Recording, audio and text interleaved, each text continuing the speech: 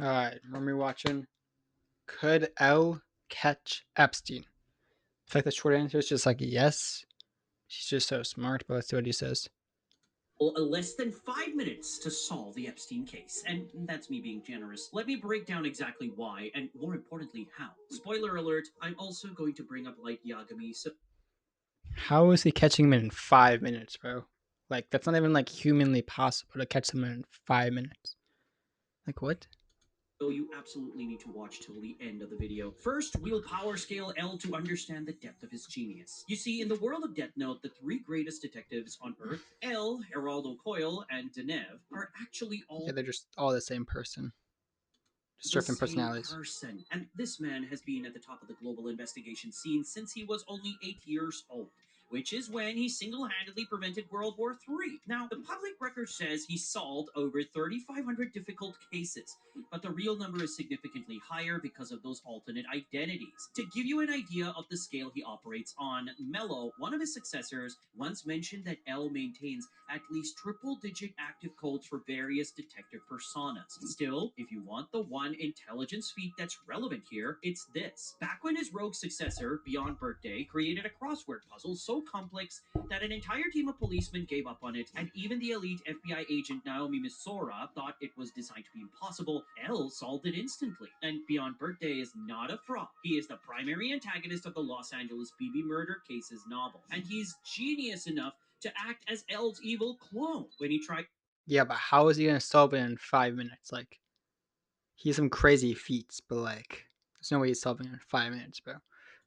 convincing Naomi that he was actually L, he read a 376-page book in under 5 minutes and memorized every page perfectly. Now, if he's pulling off Okay. feats like that and L is superior to him, you can imagine what L's photographic memory looks like. So when I say L can solve the Epstein case in 5 minutes, I'm not being hyperbolic. If anything, I'm being conservative.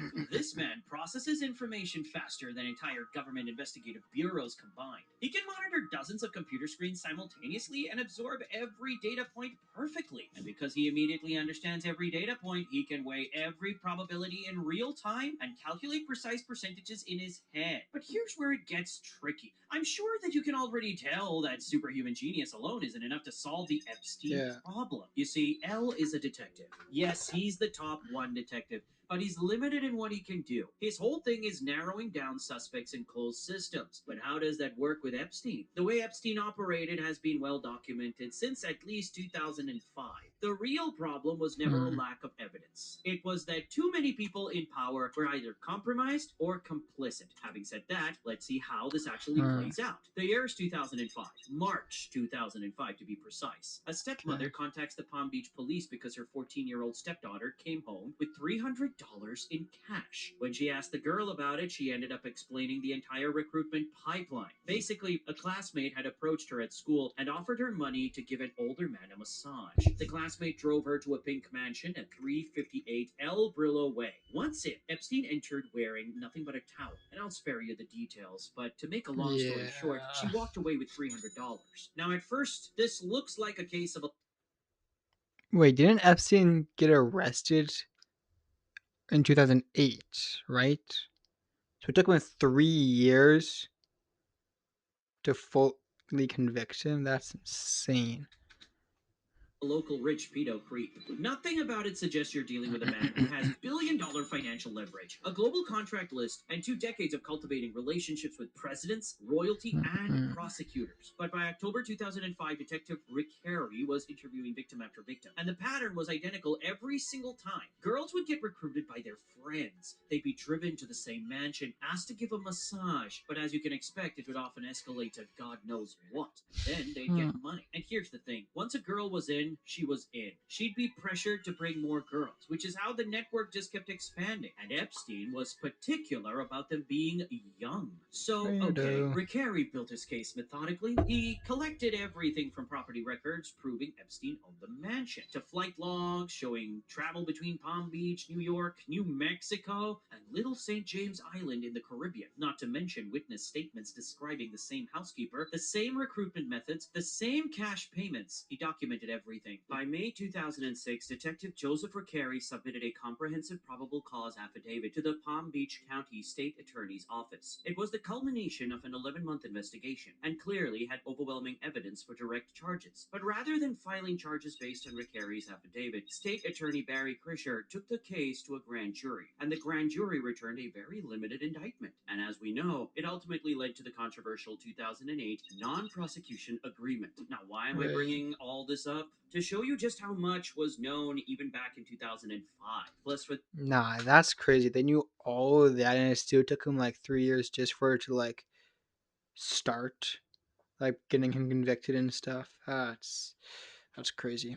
this scenario, we're going to assume L gets a chance to look at Recarey's affidavit in May 2006. We know the Death Note anime came out in October 2006, right? Well, even though the manga came out much earlier, for this scenario, let's just say that the main story of Death Note took place between 2006 and 2007. So this would be a few Okay. months before Light picks up the Death Note. And here is exactly how L solves it within 5 minutes. He goes through the affidavit and immediately, within minutes, he solves the case. And I don't mean the way Recarey did. No, no, no. L goes much deeper. He connects the dots and realizes instantly that Epstein's ring is global. He sees that it implicates a stupid number of powerful people. We're talking billionaires, government officials, presidents, royalty, and more. Plus, L also figures out that Epstein is systematically collecting blackmail material on all of these powerful figures for a specific country that just popped up in everyone's head. No, I'm Israel. not going to get too But hold on. Okay, let's say he could do that. He probably could. That's a pretty because he was able to what, like read faster than like 360 pages in like 5 minutes. So let's say he could do that. There's no way he can get convicted within 5 minutes. So I don't know. I don't know how he's gonna say that.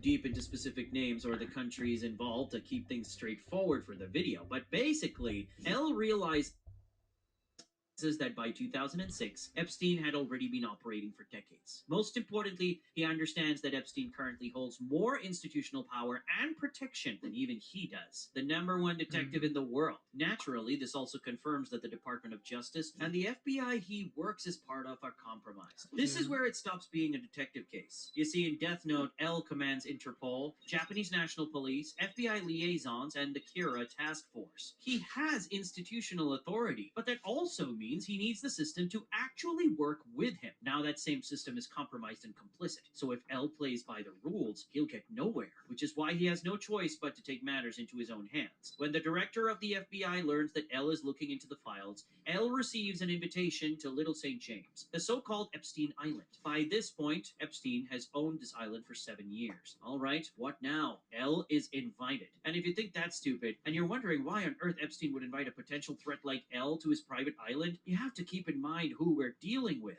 This is the same guy who was revealing every bit of information about what he does over Gmail, while most of you out here are using VPNs just to pirate some anime and Nah, that's crazy. I kind of forgot how he was just being so blatantly obvious about everything he was doing.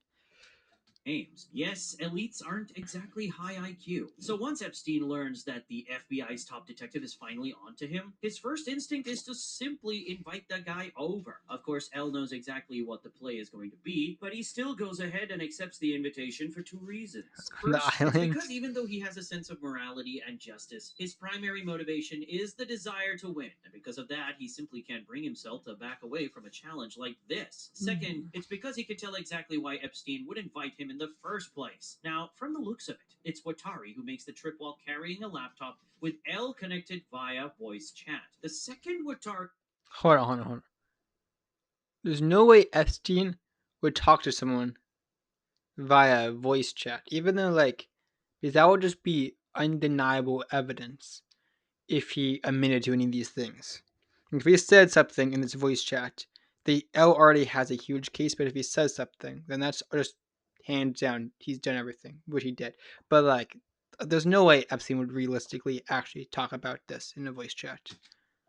He steps off the helicopter. L starts cataloging everything. He notices right away that the staff to guest ratio is crazy. So there are dozens of employees just for a handful of visitors. He sees how every single sightline is controlled, how the security cameras monitor every guest, and how the entire environment is designed for observation and control. Epstein gives him the tour and then eventually offers Watari a drink. He accepts a glass of water, and after observing the glass for a split The second through the poisoned. screen, he takes a sip.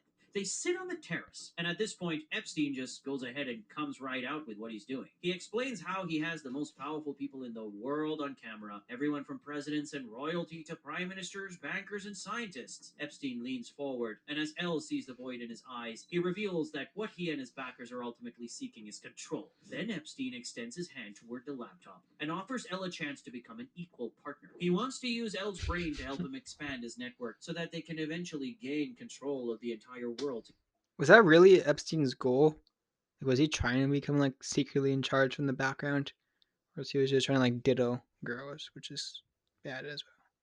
Together. I don't L remains completely calm while he processes Epstein's specific phrasing and know. body language through the feed. He can tell that Epstein actually believes this, and that he truly wants to be the invisible hand moving civilization. He can also see that Epstein isn't afraid of him at all. If anything, Epstein is actually excited by him. Now, Epstein was clearly expecting some kind of a big response here, but L stays completely quiet on the voice chat. Then Watari walks back to the table, picks up a few wrapped chocolates, and puts them in his pocket. He just says, "I'll take some for the flight if you don't mind." And with that, he asks a staff member to tell their helicopter pilot that they're ready to leave. The moment is so absurd and so deliberately anticlimactic that Epstein doesn't even know how to respond. He expects a negotiation or a rejection, or maybe even an acceptance. But in all the decades he has operated, he had never experienced a complete dismissal like this. He thought that since L already knew the truth, he could just offer him a partnership. But this is how it went? Little did Epstein know that the Hmm. reason L didn't respond at the end was because the voice chat was actually a recording.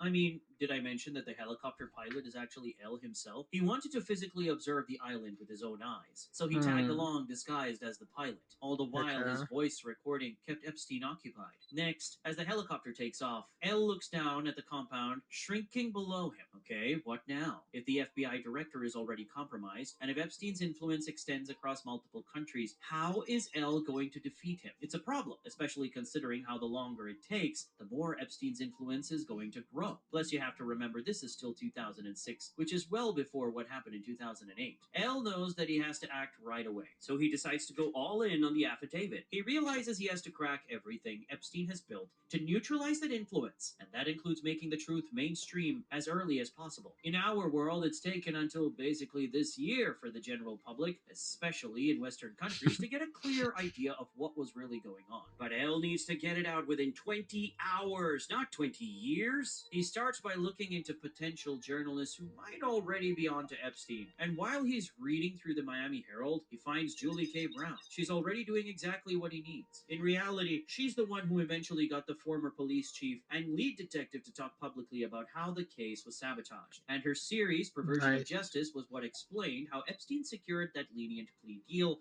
in 2008. Okay, so L seeks her out immediately and shares everything he has learned with her. Now, L knows that journalists can only do so much. They publish, people read, and then what? Some victims might come forward, but many would be either too afraid or too deep into the Yeah. system to go public. After all, Epstein reportedly used the phrase, "Those who help him will be compensated, and those who hurt him will be dealt with," to intimidate witnesses into staying quiet. What L really needs is to create an irreversible cascade of information that makes the truth impossible to contain. He begins gathering as much data as possible to build a web that includes all the records of flights on the Lolita Express, financial donations, and public photos. He makes notes on Where are which people? individuals were likely there for business, as in financial or political leverage, and which were there for pleasure. Then, for every compromised official like the FBI director, L identifies a clean counterpart or a political rival who would love nothing more than to see that person burn. This is Oh, obviously that's so smart. I mean, it's gonna be super hard to do that, but that's actually really smart. easier said than done. And L needs help from hundreds of people like Reverie and Julie K. Brown. But once he has enough solid information organized into a digital web, he prepares to make it public through multiple channels. And here's where L's genius really shows itself. He knows that if he just dumps everything at once, the story would become too big too fast, and it'll be easier for the general public to dismiss it as a conspiracy. Plus, mainstream news outlets would get too many shutdown calls from their powerful friends. So L does something counterintuitive. When he's ready to release it, he intentionally leaves out the names of the most powerful people. The initial release focuses entirely on Epstein's trafficking and blackmailing ring, how it operates, how long it had been running, and how girls were recruited at schools. The web mentions that powerful people were involved. It has to, just to explain the scale, but it doesn't name them. Again, this is to simply make sure that the initial wave of coverage focuses on the crime itself rather than the politics of naming names. The media runs with it. Within 20 hours, the story stops being a local scandal and becomes global. And that's when L makes his second move. He sends anonymous emails to the rivals of every compromised official he's identified, and he sends them the full web. He just gives them the truth and trusts that enough of them, for enough different reasons, will act. Some will act because they have a moral compass. Some will act because they see a massive political advantage. And some will act simply because they're terrified of being implicated themselves. But even after that, L is just getting started. The next step is going directly after the names on Epstein's list. L anonymously sends a highly sanitized, encrypted message to a select few of the most powerful people on that list. Specifically, the ones he deduced were only there for business leverage. Since they were there for business, it's easier for them to talk their way out of the truly messed up stuff. So L's message to them is simple. Mr. Anonymous has all the blackmail material, and they have to cooperate now, or it's a declaration of war. This is how L creates absolute paranoia to fracture the network from the inside. Okay. As much as L wants to destroy the system, he also wants to win his personal game against Epstein. And to do that, he first has Do you guys think that if I was doing all this, they would get more than just Epstein? Because they really only got Epstein, right? They didn't really get that many other people besides Epstein, which is just crazy. to make Epstein a liability that the system he built can no longer afford to protect. Now, remember how I mentioned that L is all three of the top three detectives in the world? That's not public information. To the public, the number two detective, Geraldo Coyle, and the number Oh, three, Denev, he's are gonna use completely different people. It's a layer of he's gonna use to give like say that they also agree with L, so it's even more support. I feel like.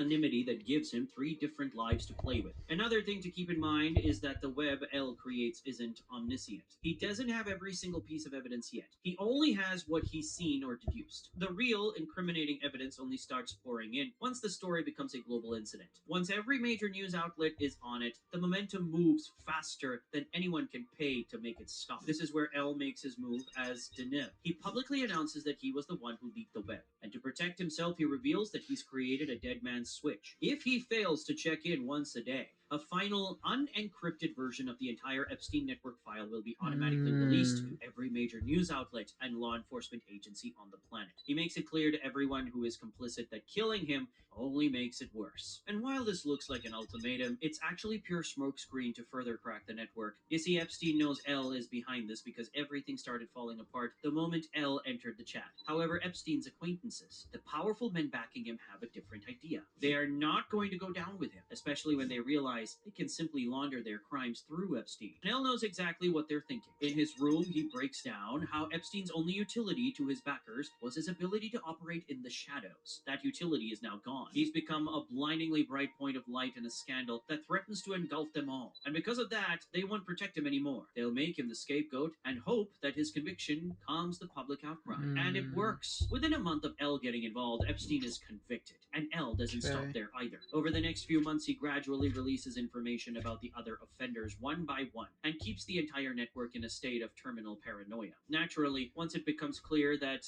Denev would keep leaking information, regardless of whether he is dead or alive, the hits start getting called in. Multiple contracts are put out on both L and Denev. This is where one of them seeks out the help of the world's second best detective, Geraldo Coyle. And of course, that is also L. To create a false sense of security, L uses his Geraldo Coyle persona to stage the deaths of both L and Denev. It creates a massive wave of public outrage. But the people who Oh, hired Coyle are satisfied. But they're wrong. As more arrests are made and the power shifts to the clean counterparts L identified earlier, the old guard begins to lose their grip. Still, many offenders remain untouched because, as a certain student in Japan would say, this world is rotten. And speaking of that student, this is where things peak. About half a year after L visited that island, Light Yagami picks up the death note. At this point, the Epstein list is public knowledge. It's the biggest story in the world. So after Light tests the notebook, he starts oh, writing the on the names of every people. offender on that list. He strikes his classic pose clothes, looks out over the city and says to himself, "This world is rotten, and those who are making it rot deserve to die. Someone has to do it, so why not me?" By the end of 2006, the Epstein network was neutralized. Heart attacks for those who were already on trial. Car accidents, overdoses, apparent suicides. One by one, the names on the list dropped dead. Epstein's actual backers, the ones for whom he was doing the blackmailing, watch in frozen terror as everything they've built over decades now dies for no explainable reason. Finally, from an unknown location, Elle watches the news as a reporter announces yet another unexplained heart attack of a high profile figure. He reaches for a sugar cube as he tries to make sense of it. Someone is cleaning up Epstein's mess with a power that Elle doesn't understand. This leads us into a version of Elle versus Light that we've never seen before. Because this time, Elle may just agree with Light. Or should Nah, I feel like I would never really agree with Light because Light would go. Maybe they would agree at the start, but then Light would just go off the deep end and just go crazy. I feel like. I say Kira's reasoning? Big All right, well that was could L catch Kira? W video though. That's really cool.